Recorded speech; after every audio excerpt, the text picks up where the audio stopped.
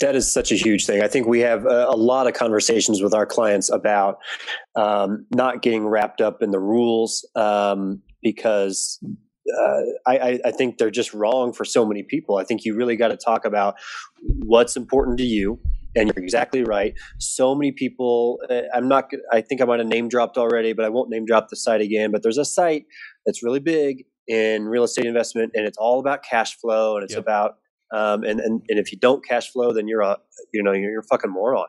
And I think that's how a lot of people feel. Like they're so scared of making a stupid mistake and being seen as silly and having thrown away tens of thousands of dollars. This is the real estate investing experience. We get it. Real estate can be rough sometimes, and that's why we bring in the experts to talk about the experiences you won't hear anywhere else with your hosts, John Cohen and Chris Grinzik.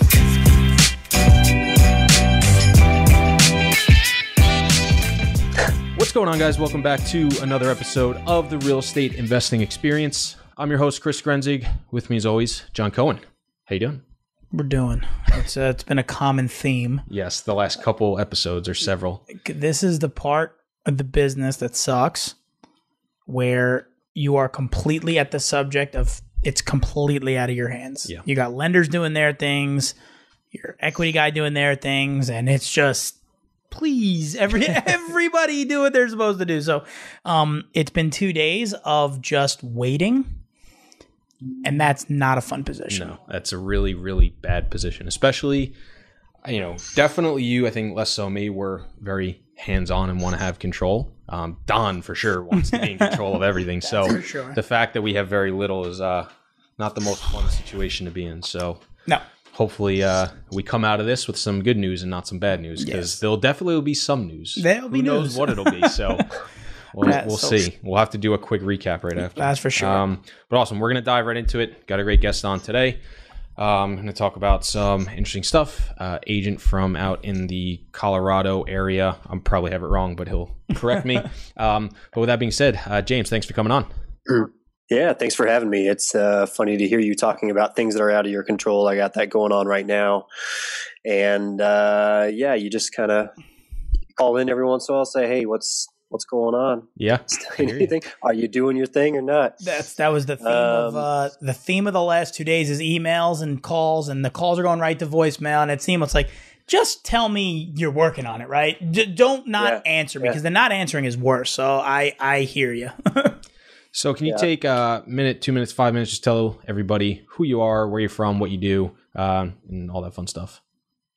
Sure. So we, my wife and I own a real estate company out here in Denver.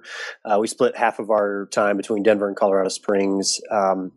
We both came from professional backgrounds, actually. So it's not like we've been doing real estate forever. I was a journalist for 10 years. It's what I went to school for, cover politics and cops and courts and everything like that. And, some point, Erin, my wife, and business partner started doing a bunch of Airbnb in her place. And then I started doing it in my crappy shithole of I don't know if I can say that. You can. 100%. Okay, good. Shithole. I'll be able to include that again later. I started doing it in my basement and just kind of took off. This is probably 6 years ago. And we just realized that there was maybe an opportunity to make some money. So we started renting out other people's places and then re-renting them. Much to the chagrin of a lot of landlords, and I would kill a tenant if I found them doing that now. But that's what we were doing. Just sign a lease, go to IKEA, max out our credit cards, furnish the hell out of it. $800 one bedroom, make $3,500 a month on it through Airbnb. It was pretty nice. You guys are making looks of knowing like you've had we're laughing because the amount that we've heard. Because now, I don't know if you've heard of it, but it's called Airbnb arbitrage. That's like the official name. Yeah, sure. There's a name for it. It's the amount that I've heard it come up in the last 6 months, not even the last 12 months, but more so in the last 6 months, is astounding. We laugh because we get leads all the time through our website, and it says, what real estate experience you have. 6 months ago, it was, I own a house, I invested in a multifamily. Literally, it's like 3 out of 4 leads are, I'm doing Airbnb stuff. I'm like, what? Like, that's crazy. It's overwhelming. And I also laugh because about 6 years ago, maybe even longer, my friend had the idea to do it. And he wanted to do it at a much higher level. And I said, I was working in the city. And I said, I don't want to deal with that risk. And we did do it in the city on an apartment, and it worked out really well. And the money was crazy, but he wanted to do it on $10,000 a month houses in California and Airbnb them out for a week for 20, 30 grand. And I'm like, yeah, anyone renting this house for $30,000 a week is going to fucking destroy it. So, but it's funny because 6 years ago, like you said, if you found out someone was doing it now, you'd go crazy. But back then it was like, wow, this is it's like a legal loophole. And it's, it worked really well. And like you said, the numbers 800 and you make it 3,500. It's like, it's crazy how much more money you can make, but be that as it may. Yeah, it's a ton more work, a lot more exposure, for sure. I mean, we got evicted a few times, or kicked out. I don't know if we actually went through the eviction process, but yeah, no, it's great. I think it's a little tough to do nowadays. Mm-hmm. I mean, it depends on where you're going. I mean, we could talk about that later if you want, but the short-term rental regulatory environment is clamping down big time. I mean, especially in the big cities. New York City is crazy, of course. They're fining people thousands of dollars right off the bat. So anyway, we did that and had a bunch of people start coming to us asking us questions about how we were doing it. So I started teaching a class at a local continuing ed university, and then I started teaching a class about the laws around Airbnb, which I'm sure every lawyer would tell me that you can't do that, but I did it. And we just started having people come to us saying, hey, we want to either Airbnb this or sell it. Can you help us? And I thought, man, if we just had, we had a license, so maybe we could pick up some leads and just pick up a couple extra $1,000 here and there. And so I got my license in late 2016.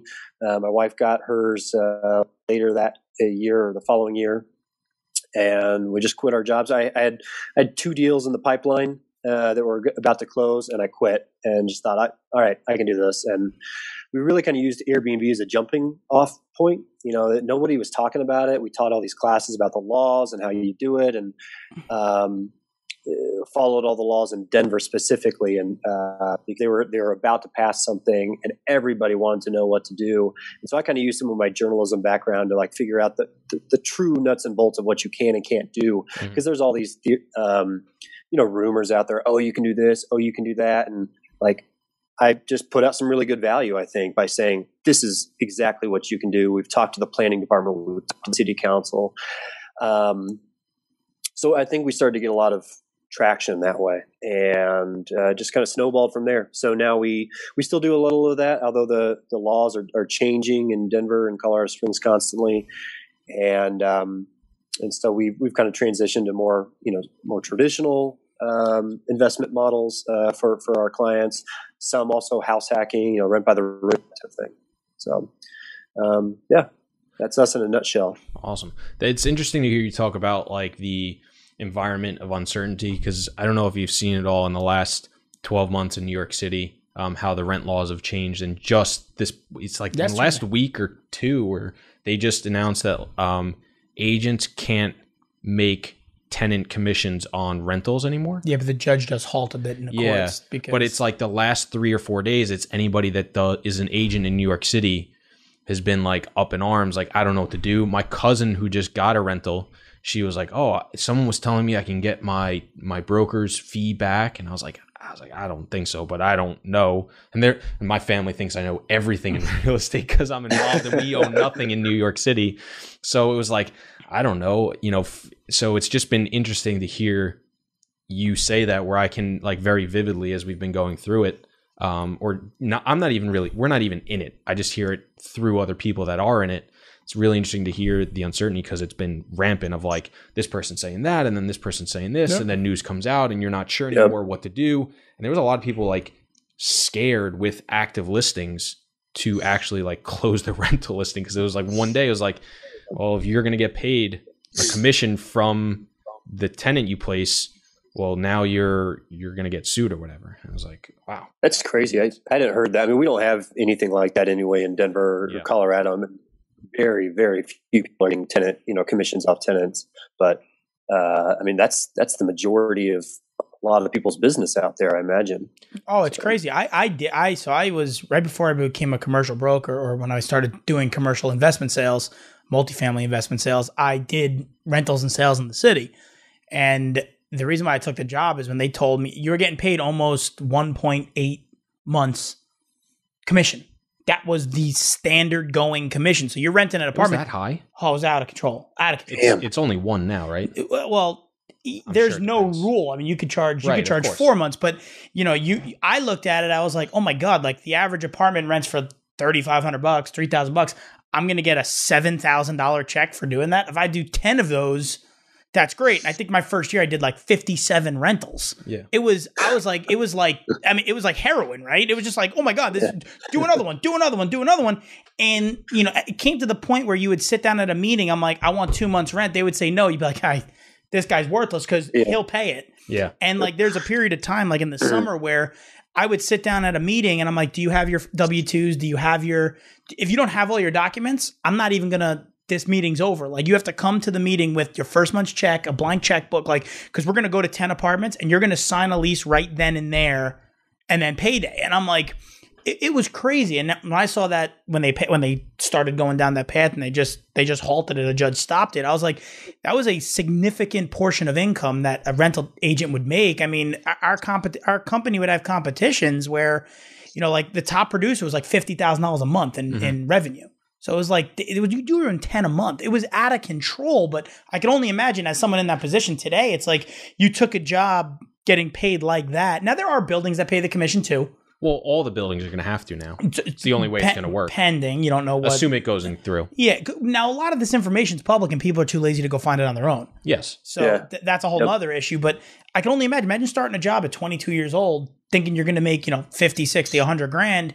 And then a law gets passed where you can't collect a check. It's like, that was why you got hired. Your job is like, you were obsolete almost immediately. It's like you weren't, it's like the fear of like older individual when they go to work, like, oh, computers are going to replace me. And then they, this company lays off 1,000 employees. It's like, you're 22 and you just got replaced. It's like, I can't imagine that. Except at 22, it's like, oh, whatever, I'll find another job. But be that as it may. When it came out, I didn't understand the full implications of it because I was in my mind. I don't know if back when you were doing it, no fee listings were as rampant as they are now. Because it's like, okay, because at least half are no fee, which is the broker's probably making the same amount as just getting paid by the building instead of the tenant.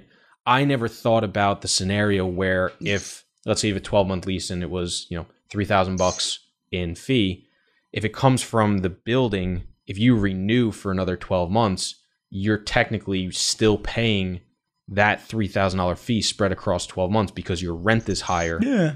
Like if you had just paid it up front, your rent over 12 months would be $3,000 left. So if it was $3,000 a month, so $36,000 for the year, of the 36, 33 goes to the landlord, 3 goes to the broker. But if that 3 is included in the rent, now your rent is 36 for the first year and the second year. Yeah, they renew if it off was, that. Yeah, if it was just in the first year and you paid $3,000 out of pocket, well, now your second year you're actually up $3,000. Yeah. And I never considered that because I've never renewed. I've just continued to hop from one apartment to another. So in my head, I'm like, oh, here's another fee, here's another fee, and it was something I never considered. So it's interesting to hear that, but it's also tough to come up with an extra, especially if it's 2 months. Yeah, then you got to pay first month, you got to pay security, and you got to pay 2 months, and potentially sometimes it was first month, last month, and you're coming out of pocket to rent an apartment in the city. You got to come out of pocket with $12,000-$15,000. Yeah, you haven't even moved in yet. Yeah. And plus you need a guarantor that makes 80 times the rent. It was crazy. Yeah. It got even worse. We had a international placement in our company where we would get international leads all the time from like banks. They had no idea what they were doing. This is really wrong, but there was buildings that were paying the agents, but they would also add 2 months. So you'd almost get a 4-month commission. Jesus. The building would pay you. And then the tenant would pay you because they didn't know. And not only the tenant wasn't paying shit. It was like the bank relocation agent was writing the commission check, and they didn't care. It's an irrelevant amount of money. What does Bank of America care about $6,000? You get a 4-month check on a $3,000 rent. You get a $12,000 check, one deal. It's like, I got to do 5 of these a year, and I'm doing okay. That was definitely illegal, though, right? I don't know if it was illegal at the time. It was wrong. I mean, ethically wrong. Don't admit to that. Yeah, no, it definitely wasn't illegal. It was wrong. I mean, well, you didn't do it, so we don't have to worry about it. I made my life easy. Like, our manager would be like, don't do this. I would sit down at a meeting with someone, and just to get them comfortable, I'd have my iPad and I'd be like, this is all the listings in Manhattan right here. You pick any, you can go on all the apartments. You can show me this building. I can show you everything. That these buildings are paying me to bring you. If you bring me to this building and write my name down, I will give you half the money towards your rent. So the building, instead of paying me 1.8, I'll take a month and I'll give you a month credit. So like the manager's like, you're leaving money on the table. I'm like, yeah, I know, but I'm just doing like 15 deals a month. I'm not leaving anything on the table. I'm being honest. And the referrals I would get, because I wasn't trying to make it a game. All you've met with agents, they try and make it like they're so much better than the next guy when everyone has access to everything. So I would just make it very simple. Here, believe me or not. If you don't believe me, leave. If you believe me, let's go do it. You know what's pretty cool? And I know we've barely asked you any questions, so we will get back to you. I know this normally never happens. Usually the first 10 minutes is like we don't say a word. So you're getting the brunt end of the last 5 episodes. But we had a temporary wall put up in our apartment, and the wall company called me like, I want to say 2 or 3 months ago, because we did an 18-month lease and it's coming up, and they called me at like the 10-month mark and they're like, hey, are you guys moving out? And I was like, no, we signed 18 months. He's like, oh, okay, let me know, because we know what apartments are becoming available that are removing temporary walls, and we'll let you know before they become listed. I was like, that's kind of interesting. Oh yeah, that's really good. That's like a really interesting model where I think they like started a company around it, and who knows if it's legal or not, but what do I care? What's a unique advantage? Yeah, you have a list before it comes I was available. like, that's really interesting. But yeah, I thought that was pretty cool. But yeah, to your point, I mean, it's really tough to differentiate yourself as an agent when everybody has access. So awesome question for you as an agent. What's some of the stuff you do to differentiate yourself in a marketplace that's so open and online and available to, all of your clients? Yeah, I think as best you can, you got to add value. You got to that's so trite at this point. Yeah, everybody says that, I know what but you you've mean. really got to do it. Yeah. And I think, we've got a pretty robust website. We're on bigger pockets. I was checking out your website before. I really did like it. I thought it was very good. Thanks for the endorsement. I'll pay you later. I appreciate that. I'm getting that gift card in the mail, right? Yeah. Amazon. I can't remember what we discussed, but so I think that we really do try to put out solid information, like that Airbnb type law stuff, where everybody thinks they kind of know something, but they don't really know the specifics. I mean, we're talking about that stuff. Right now we're developing maybe like a zoning guide, because everyone wants to know, what the hell's my USU B1? What the hell is that? Yeah. What can I do? Can I put a carriage house ADU out in the back or not? So we're trying to do something like that, trying to see a niche, where others aren't adding value, where they, you just don't know. I think that's how we've really differentiated ourselves, and not just be a blowhard out there, like selling ourselves under the guise of adding value. We're just really try to be as open and honest about what we know, and just assume believe in the goodness of people, that they'll come back and want to use us if they really think that we provide something for them. So I think that's really what we do. No, I think also just have a slick website. That's really important. No, I think it's a good point. I think one thing that I found valuable, and it's a rental platform, and I think it's just New York City. It's called Nooklyn, Nooklyn. So like Brooklyn without the BR, with an N. And what they do is when you look at rentals in neighborhoods, they have like a neighborhood guide. So it's like you see like all their top restaurants and all their top coffee shops and all their top, I think like clothing and entertainment. And like for me, when I was moving neighborhoods, I was like, oh, that's pretty cool. And even now, like I'm 13 months into, the neighborhood that I moved into in Brooklyn. And it's like, I'll still check that here and again, because it's like, I may miss something that I haven't discovered since I've been there for 12 months. And I thought that aspect of it is really interesting. And I've seen a couple agents on social media start to implement that, where they go interview local business owners, or they do like a day in a coffee shop, or, they do different things like that. And especially people that are like very neighborhood specific. Like there's a bunch of agents by us that cover like 3 neighborhoods and that's it.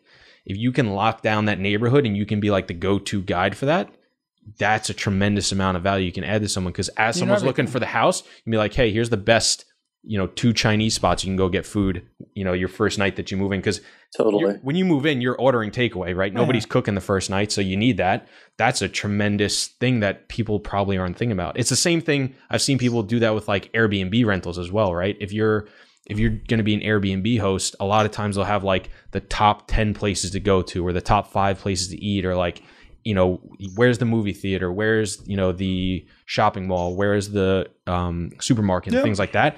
If you can do that as well as the agent, because a lot of people are moving neighborhoods, and as much as you might be able to see things on, Google or check things out, you may not have the time. And there's probably a lot of things that fall through the cracks too of like, your secret spots to go. So I think I've seen people do that really well. And I think it plays on top of the other stuff that you were talking about. So finding that information piece for people, I think, is massive in the agent space. Yeah, I think anyone that puts out content, like if you have a really good website and you're putting out really good content, I agree with you 100%. You're betting on the good nature of a person. Like, wow, that guy gave me good content, I'm going to go to him. Yeah. But I think I don't know if there's another bet. Right? You could pay for leads and you could pay for all the stuff and you can make people sign exclusives. But, I don't think that I think anytime you bring that to the table first, it's like, oh, just another agent. But if you put out really good information, like you said, that Airbnb laws, I think that's how I would do it. It's if you put out good stuff, inevitably it should come back to you, whether it comes back to you in a lead or referral or whatever. That's something that's so much easier to close than, I need this signed, I want this signed, I want to do this and that. But if you put out good stuff, I think that's the best form of, value you could provide. Like you said, it's so cliche. I got to provide value to get paid, but that's stuff that's it's irreplaceable, right? Like that information is great. I know I can go to this website and it's going to show me 10 coffee shops or whatever it may be, but I love that. Yeah, totally. Yeah. And I think it can be really frustrating because, you can feel like you're just shouting to the void. You're just giving away all your best content, all your best information for a while. And, where are the leads coming back? And then out of nowhere, you've got 10 people who say, hey, I've been following you forever. I had no idea. I don't know who this person is. We're ready to do something. And we thought of you. So you got to be patient with it, I think. But you got to find a way to differentiate yourself from the iBuyer and the Redfin and Zillow and, all these other people that are coming into the space. And it's not just opening doors, of course. So, yeah, I think there's, I think where people get confused with some of the content stuff is there's free content and then there's paid advertising, and they're 2 very different channels, and you've got to think about them 2 very different ways. I think people want, the content game to be ROI driven, and it's never going to happen because, like you said, it's going to take a while. Yep. And it may be 3 months, it may be 6 months, it may be 12 months, it may be a certain amount of posts, it may be a certain amount of, meetups you go to. But at some point, if you're doing a good enough job and, like you said, providing stuff that's actually valuable to people, not just thinking it's valuable, but it's really self-serving, that eventually will come back to you. But it's not going to be ROI driven. If you try to calculate hours into leads and what you're going to make, you're coming about it the entirely wrong way. Yep. However, when you go spend $1,000 a month on Zillow leads or Google AdWords or I don't know what else, leads you guys use, or, whether it's paid social media, right? That should have an ROI, right? I should get, 5 leads for every $10 I spend, or whatever the hell kind of metrics you want to use. And I should be closing 10% of my, social media leads or something like that. That is something that you should have a direct ROI on and will give you a more short-term boost. And I think everybody's got to find their balance of what's going to work for them. And then it's always going to be a moving target as you progress, because you guys may get to a spot, since you've been doing it now for, 3, 4, 5 years of, giving that stuff away, where you're like, hey, we don't even need to do paid anymore. We've got so much free leads coming in from this stuff that it's not even worth it to spend $1,000 a month. But you may also be saying, hey, you know what? The free stuff is great for us, but we actually want to add, 10 agents underneath us. We gotta actually ramp up our pay, because it's getting these guys a boost going, and we can build a platform then for them to then build their content off of. So it's like, yep. It's all moving scale, but I think they serve 2 very different purposes, right? Yeah, absolutely. I think we're just we're backing in the other way. I mean, we have only done free content, kind of SEO stuff, building up our website, making sure that we're meeting the questions that people want answered. We've just started doing any sort of paid advertising on Facebook in the last 6 months. We used to pay for, we would do, we still do a bunch of classes. So first home buyer, first home seller, a bunch of classes about Airbnb laws, house hacking. And we'll pay to boost the ad for those classes. But other than that, we hadn't paid for anything in forever. So, and we're happy with that. I think it's built a strong kind of word of mouth vibe, and that's stronger than anything I think you can buy. That's not to say that paid advertising doesn't have its place, and we've started to get into that space a little bit. For that very reason, I think, or for one of those reasons, we're looking to possibly expand, possibly take on some agents as well. So I think we just need to kind of be everywhere right now. Awesome. How has the last 6 months, as you've started utilizing some of that stuff more? One, have you been doing it yourself, or you've been working with somebody? And two, how has it been working for you guys? It's working okay. We're doing it slightly differently, and we're not looking for direct leads necessarily. We're kind of building brand awareness, I think, around some of our core competencies. So we're playing a little bit of a longer game. We're not looking to get that, looking to sell, contact us. That's not what we're doing right now. So I think it's still a little slow. Truthfully, we're putting out ads, kind of making people aware of who we are, our focus on Airbnb, house hacking, stuff like that. And we do it ourselves. So Erin's got a background in digital marketing. She was a digital marketing director for a couple of years. So, gotcha. And we've kind of been doing all our SEO own stuff for a couple of years anyway. So we feel okay with that. We're not interested in paying anyone quite yet. Yeah, I mean, if you got somebody that can do it in-house, there's no point in paying somebody else. I think that's interesting to your point where you were saying even within the paid stuff, I kind of painted it with a very broad brush of, hey, short-term ROI, generate sales and leads. You can also use paid to help build a foundation for your free stuff where you're just basically you're paying for eyeballs, and whether people stay or not is, up to them. But ultimately, if you can put it in front of the right people, and with, Facebook and Instagram interests and LinkedIn interests, it's so easy to put in front of people that instead of waiting for it to get to them word of mouth, you're basically saying, hey, here's something I think would be of interest to you based on, all of your interests and search history, and however, those companies, kind of put you in buckets. You're basically just giving them the option of, hey, we're out there, take a look at us, see if you like us. And then I'm sure that generates a ton of following. And then now they're in that, top form funnel of, free content as they learn more about you. And as they get ready into that stage, now they're in that where they start moving down because you've been providing them that free stuff. So I think that's a super powerful way. But like you said, it's definitely more long-term focused. You're just kind of skipping a step or two at the very top of waiting for them to find out about you themselves, where now you're like, hey, I'm going to pay to skip a step or two, put myself in front of you, and hopefully you are interested. And now you're in the funnel, basically. Yep. So absolutely. I think that's really interesting. How many of your clients are, end users, investors, Airbnb, stuff like that? How does that break out for you guys? So I'd say 80% of our client base is buyers of some kind, 20% sellers or listings. Okay. And then with that 80%, I'd say it's almost 50-50, 50% just straight up, primary residence. I want a home to put my head on and that's it. And then the other 50 is some sort of investment. So I guess that breaks out to 40% of our clients are some sort of investor, be that just a straight up multifamily, out of state, they're in Ohio. They want something in Denver for some reason, which is kind of crazy. I mean, the cash flow here is not fantastic. So I'm not dissuading you. Definitely call me if you want a unit, but it can be tough. So, some portion of that. And then we get a lot of kind of house hackers of some kind, looking to do the move every year, rent out every room. I mean, full, like, I have no life type of house hacking. Or more often than not, it's people looking for maybe a couple looking for a place with a basement apartment. So they're going to be staying in that place for a while, but they're looking to offset their mortgage a little bit. And so we've developed some searches to try to find those places and have a little bit of a niche with that.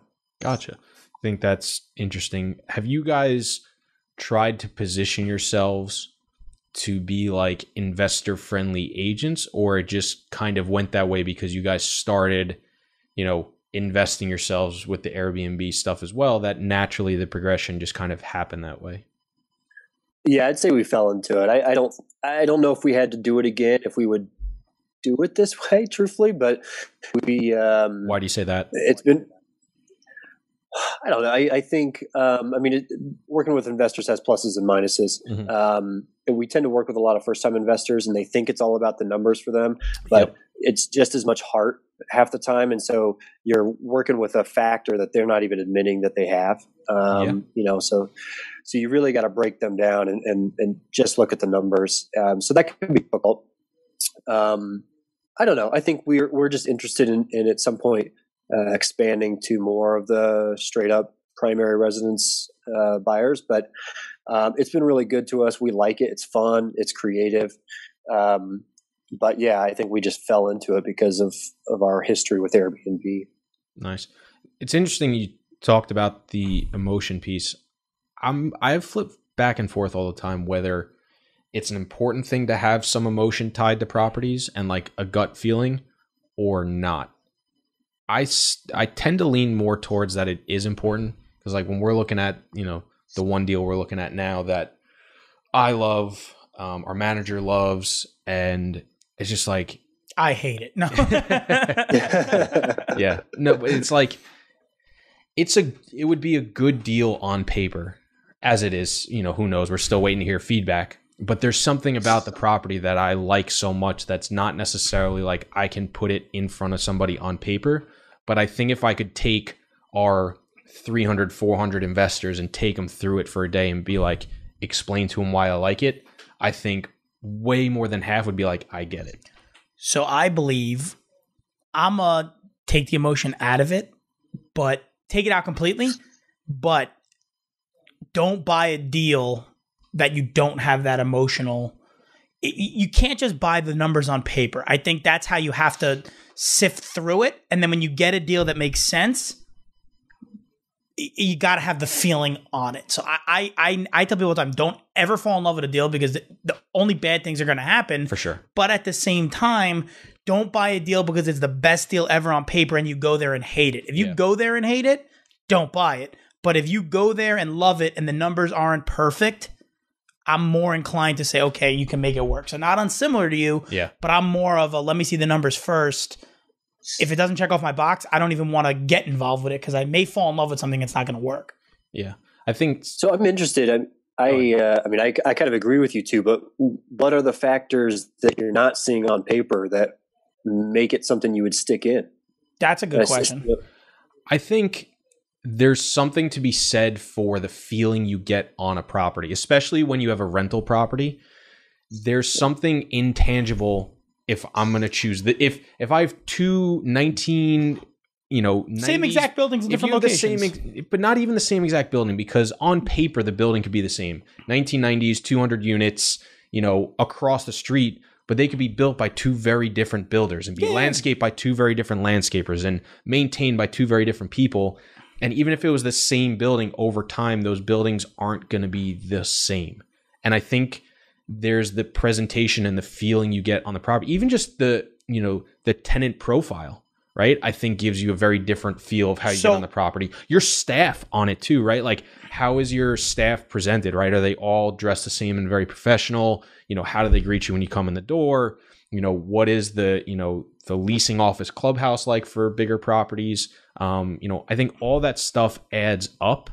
But it's not something I could ever put on paper and be like, hey, here's a 20-point checklist of things that this property is doing right that makes me want to buy it. Or conversely, 20 things they're doing wrong that we can do better that's going to add value to this property. Like that's incalculable. So I disagree with the last part. I agree. So I get I think it's the excitement of problems. Like I remember touring a deal where the manager was walking over garbage in the parking lot. I'm like, this is fantastic.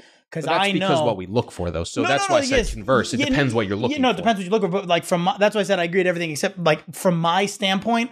And to the question that, the question of what is the stuff that gets me excited is when I go down to a property and it could be the exact same carbon copy, but I walk through this one and I'm like, wow, look at this. There's garbage all over. The leasing agent is not, she said she'd be back at 12. It's 12:30. She's not back yet. Like those are things that I get super excited about because those are fixes that don't cost money. Yeah. Right. You need a person to pick up the garbage that cares about the property. You need a person that's on time. You need a person that dresses properly.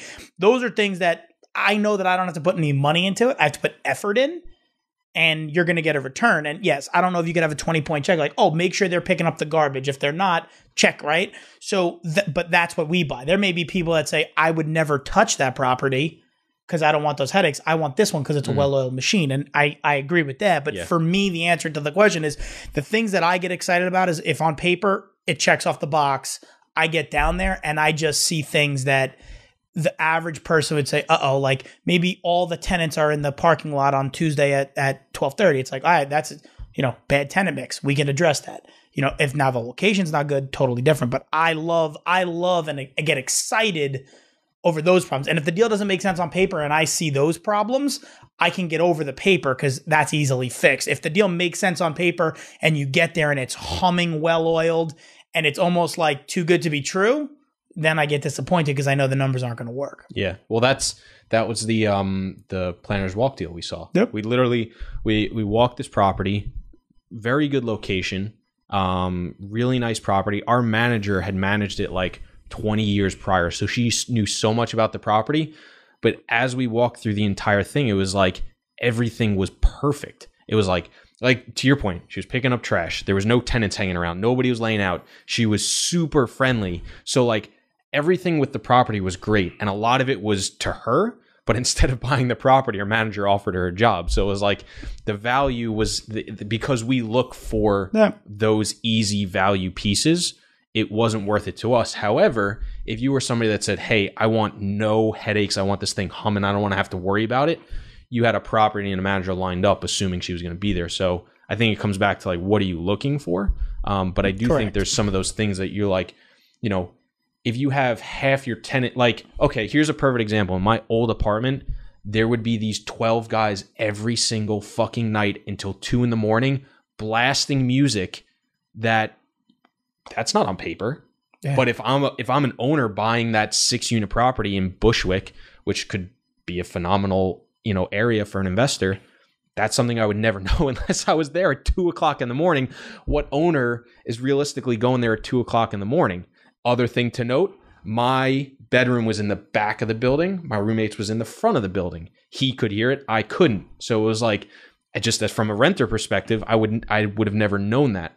So it's like those little things, like, I don't know if there's a way to calculate those or like put them in, but that's a feeling you get. Like if you had come and checked out that apartment at 11 o'clock at night with an awesome realtor, you rock up and there's 12 shady looking guys blasting music at 11 o'clock at night, I'm probably not renting that place.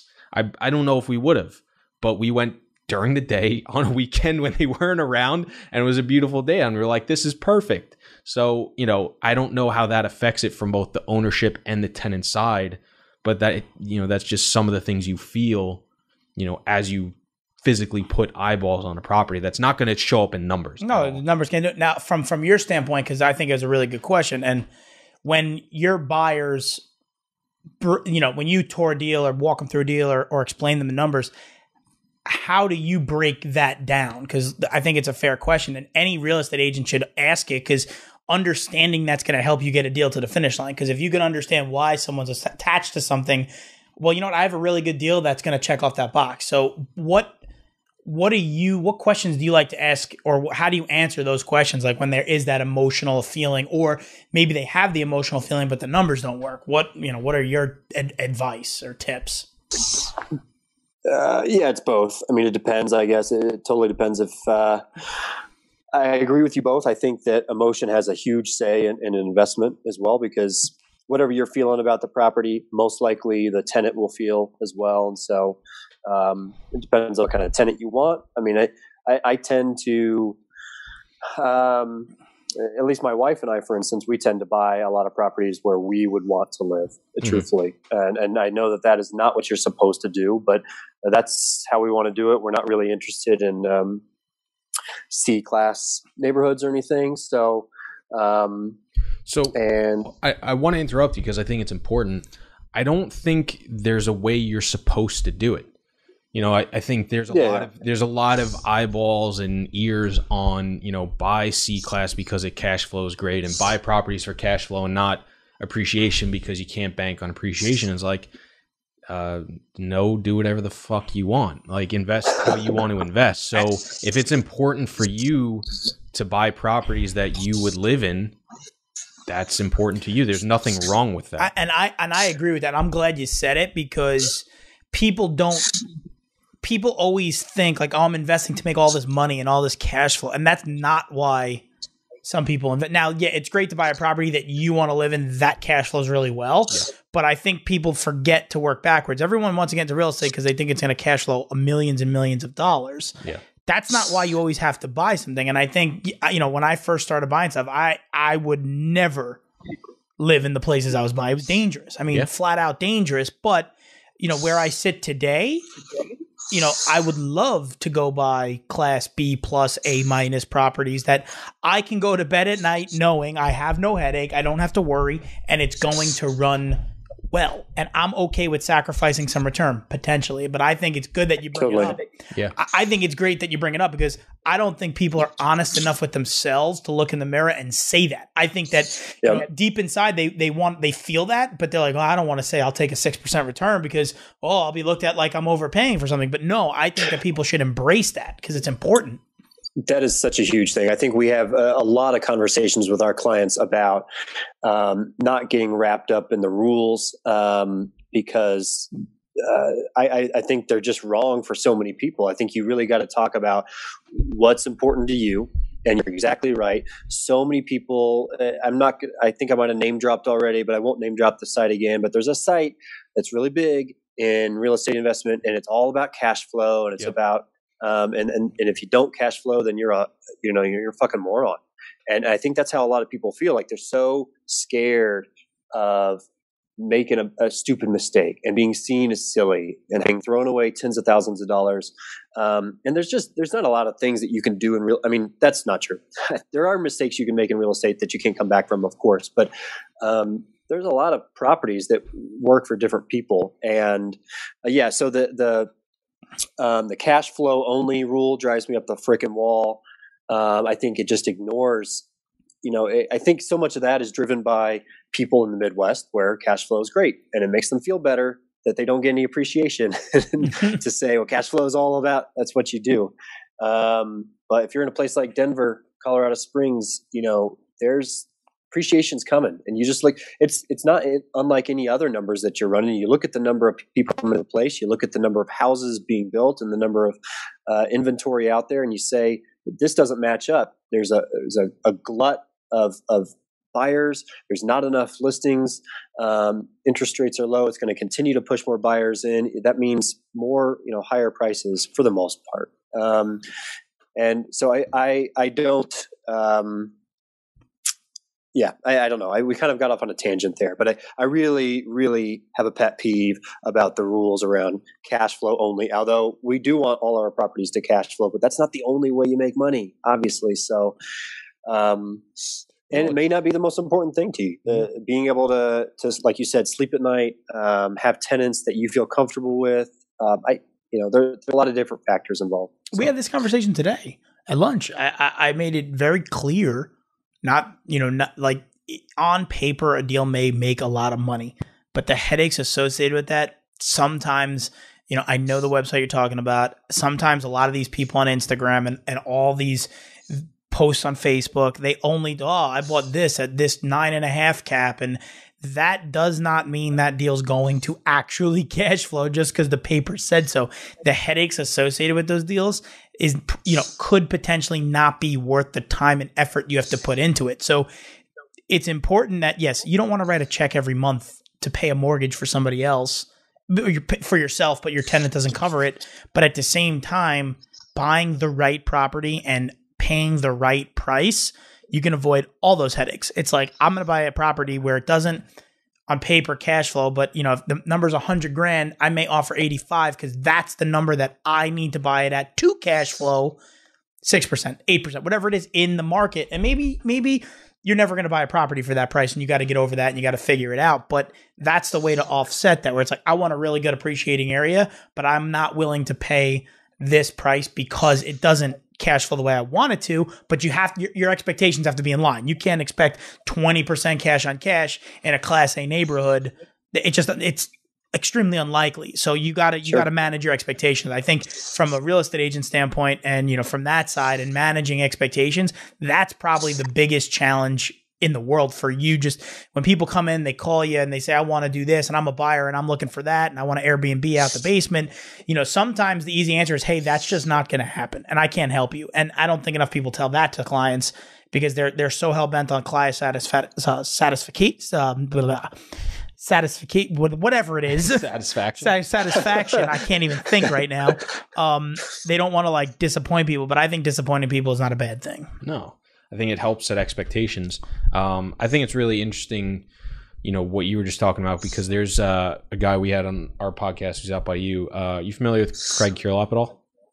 Sure. Yeah, the house hacking guru. Yep. He was talking about episode 28. Yeah, there it is. He's got his in his book. He was talking about his profitability versus comfortability, and he was saying hey, when I started, I was about maximizing profit, and that's who I wanted. But now I'm, he rented out every single square foot except his living room couch, and that's what it was. And now he's, got his own bedroom, basically, is what he said, or his own unit. I forget. And it's it's just about realizing what was important for you. And the reason it came up was because I decided I didn't want a house hack because I didn't want to rent to my friends and have potentially money issues come up between friendships. So that's why I didn't do it. Longer story than that, but that's the gist of it. And so I think it's really interesting. I think your motivations for doing it is always very different. So if it's hey, I don't want to have to deal with that tenant profile despite returns, that's fine, right? We don't do D-class stuff. No. Because the returns in that profile aren't worth it for us. I think it was also interesting, when you talk about appreciation and stuff like that, I think there's also a big push from people right now, get the highest yields and get the highest cap rates you can get regardless of where it is. And you want to talk about appreciation and capital preservation and stuff like that. That's a massive risk when you go to these, middle of the nowhere or significantly smaller markets. I think it was CBRE who put out a report. I want to say it was over a year ago now, but they compared price per unit in multifamily in primary markets versus secondary and tertiary. So obviously your primaries are, your New York, your LAs, your Miamis, your San Frans, etc. Your secondaries are your Raleighs, Charlottes, Atlanta, maybe. Yeah. And then your tertiaries are basically anything else that's over, several 100,000 or a million population. And even though everybody got hit on average, your primary markets barely got hit or flattened throughout the downturn period in 07, 08, 09, 2010. But your secondary and tertiaries had a pretty decent dip. So your value went down in those markets. But in your New Yorks, your Miamis, your LAs, they stayed relatively flat, if not held their value, and then went back up as the market swung back up. So everybody wants to talk about, I can get a 6 cap in these markets, or I can get an 8 cap in these markets, or I can get a 5 cap. Something to be said for a 3 and a 4 cap in New York, where hey, if shit hits the fan, I'm probably going to have an ask for that seat. Good chance I don't lose value, and I can sit through it. There's a reason, now the tenant laws have changed, so take that out of the equation. But there's a reason people continue to buy stuff in these major markets for ridiculously low prices. Same thing with Toronto, right? Toronto is a great example. I mean, it's consistently 3 caps there, and that's why there's a big push on bigger pockets and stuff from people investing out of Canada into the US, because you can get better cap rates than you can get in places like Toronto. So I do think there's something to be said for not only the downside protection, but also just personal preference of what you want to get out of it. So I'm very happy to hear that you said that, because I think it's important to bring it up. Well, I think it's, again, and not to crap on everybody who looks at only cash flow or choose your metric, whatever it is. If that's what's really important to you, then fine. I'm just an advocate of weighing your priorities and being honest with yourself about what you really want. And not everybody wants to sleep on a couch with a Chinese screen around you while Airbnb guests run in and out, like Craig did for a while, So, and yeah, it's interesting what you said about always finding an ass for the seat in New York. And there was a chart that I saw about Denver rents during a downturn, and rents didn't go down at all. And so, again, a downturn is only bad if you gotta sell. And so, if you can hold on to it, you continue to get that rent, and then wait for it to turn, which it did, and it turned strongly up. So, I just I think that you don't want to discount cash flow. You don't want to discount cap rates. I'm not looking for a 0.5 cap rate or anything like that, but it's not everything. Let me ask you a question, because I think that, I know you said that you spent half your time in Colorado Springs, I believe, and half your time in Denver. If I don't know if it's truly half your time, or is there, and just to give people context, do you find it challenging that you're not in one place for a long period, like for the whole year, where you can really help? Like, is it any challenge that you run into? Because I know some real estate agents, there's a big, be an expert in one location, but being that you guys are in two places, how does that impact your business, or benefit or hurt, or you guys did that on purpose because you think you could add value in both places that might not have been there? Yeah, I think so. Just a little bit of context about why we're even in Colorado Springs. I mean, we've lived in Denver forever. I've been there for, well, not forever, 12 years. Erin's been there for 20 something.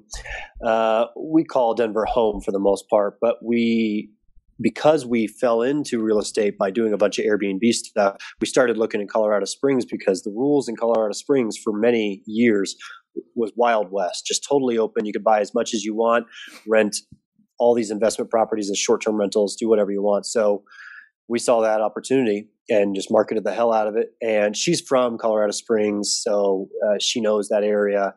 I'd spent a lot of time down there just because of her family. So we did that pretty well, and we already had the niche with Airbnb. So that's why we were down here. And now it's another market we know really well. Yeah, I mean, hopefully none of my buyers are listening, but am I as an expert in both cities as someone who, specializes in the Berkeley neighborhood in Denver, and that's all they do? No, but that's not where my value comes in, and that's not what I'm pitching. I'm not a neighborhood specific type of agent. I'm bringing more expertise around the models that you might employ to still cash flow in these areas. And then we just make a big push about being pretty damn good at negotiation. And I think not every agent is that. So, we're just focusing our value add in different ways. And no, I think that's important. And the honesty is good, right? It's, the easy answer and the diplomatic answer would have been, no, we're experts in both, and we divide our time equally. But no, the truth is what, I think is important for people to hear. It's like, I'm not I don't know every single block in Berkeley, Denver, right? In that little area, but that's not where I'm providing value. If you want that value, that probably not going to work together. I'm providing you value in, the investment side of it, or helping you understand that, or whatever it is. And that little niche is, I agree. You can do it in two places. I'm not one to say master something and be a complete expert in a 3-block radius, because it's a very difficult ask. But at the same time, that also should help people when they say, where should I invest? It doesn't have to be in your backyard. It could be 2, 3, 4 hours away. You just got to feel comfortable there. And whether it's your family's from there, your wife's from there, your girlfriend, your boyfriend, whatever it is, those are tools that, read between the lines. You guys picked that because you had, you understood it. And that's more important than anything else, because I know I get the question all the time, how do you pick a market? Why are you in Jacksonville, Florida? And it's not, my answer does not mean that's the reason how you should pick a market. The reason why you should pick a market is because you feel comfortable there. Whether it's 4-hour drive, 3-hour drive, a 6-hour plane trip, it doesn't matter. Yep. Just got to understand it. Yeah, I think it goes back to understanding the reasons behind why you should choose something and figuring out what you want to accomplish, and then backing into the metrics that support that, and then going from there. Like, it was, I'm trying to think who it was that was from Cali, and they said they only bought stuff that was within driving distance because their job required them to take like 150 flights a year. One deal at a time, one flip at a time. Yeah, oh yeah, Michael's Uber. Yeah, that's it. He was like, I don't want to do anything that I can't drive to because I'm so sick of flying because I've been flying more than enough for one lifetime. And I was like, wow, that's the complete opposite. I don't want to drive to anything because I hate driving. I would much rather fly.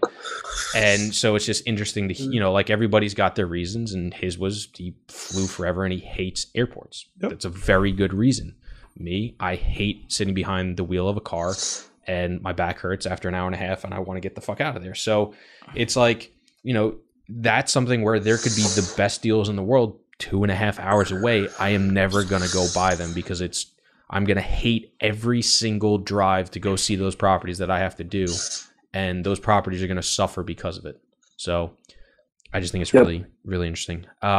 But I think that's an amazing place to wrap it up. James, thanks so much for sticking out some of our technical difficulties. Hopefully we spliced it so well that anybody listening had no idea that we even had it. I don't think that's going to be the case. If it's done so well and you can't find it, let us know. Or if you can find it, let us know. But thanks so much for coming on. If people want to learn more about you, consume some of your content, get in touch with you, where can they do that? What's the best place? Sure. I'd say our website's the best place to do it. It's just our first name's Erin and jamesrealestate.com. So her name's ERIN and jamesrealestate.com. Awesome. Perfect. We will drop that in the show notes so everyone can go check it out. Like I said, it is a good website, so make sure you go do. But thanks again so much for coming on. This was amazing. Hey, thanks so much. Thank you. Awesome. Thanks, bud.